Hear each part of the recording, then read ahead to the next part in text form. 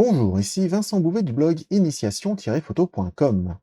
Aujourd'hui, je partage avec vous comment photographier ou filmer de la fumée et comment l'éclairer correctement pour rendre le meilleur de ses détails.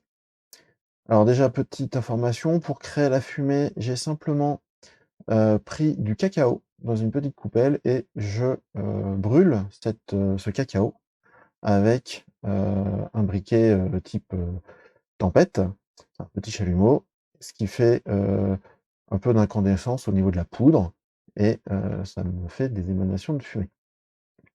Là, tel qu'on le voit sur, le moment, j'éclaire avec une petite lampe torche de 3/4 de côté. On voit le point chaud ici, l'ombre portée qui se trouve là et donc en fait, j'ai posé une petite, lampe torche sur le même plan et on voit un petit peu la lumière. Maintenant, je l'ai déposé un petit peu en contre-jour. Malheureusement, ça, donne, un effet de halo sur la lentille puisqu'en même temps, j'éclaire la lentille de mon téléphone portable pour le coup et ça donne cet effet un peu passé et le noir n'est plus noir. Donc je m'amuse à tourner, on voit avec l'orientation de l'ombre, donc mon éclairage est à l'opposé de l'ombre.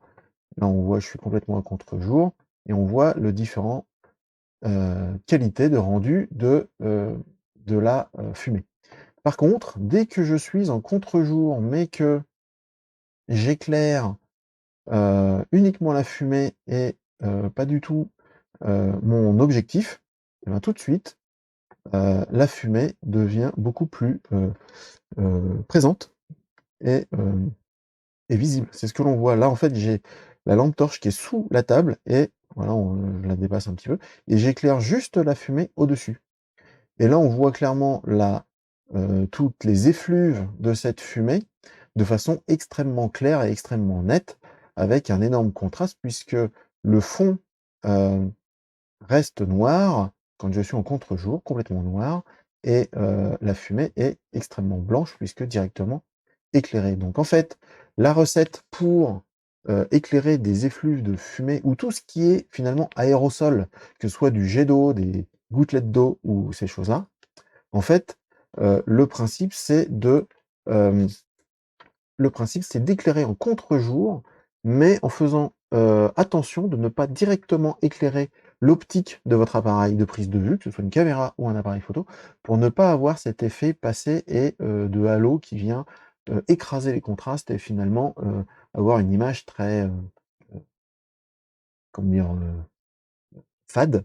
Au contraire, il faut, éclairer uniquement que l'on souhaite éclairer, donc là, pour le coup, la fumée, sans éclairer l'objectif, d'où le fait de l'avoir mis en dessous, en contre-plongée, aussi depuis l'arrière, contre-jour et contre-plongée, pour éclairer uniquement cette, fumée sans éclairer la lentille. Voilà pour aujourd'hui, c'est une vidéo assez rapide, mais qui a le mérite d'être très, visuelle pour, on voit vraiment la différence entre le début où j'éclaire de face ou de 3/4 et cet effet, contre-jour.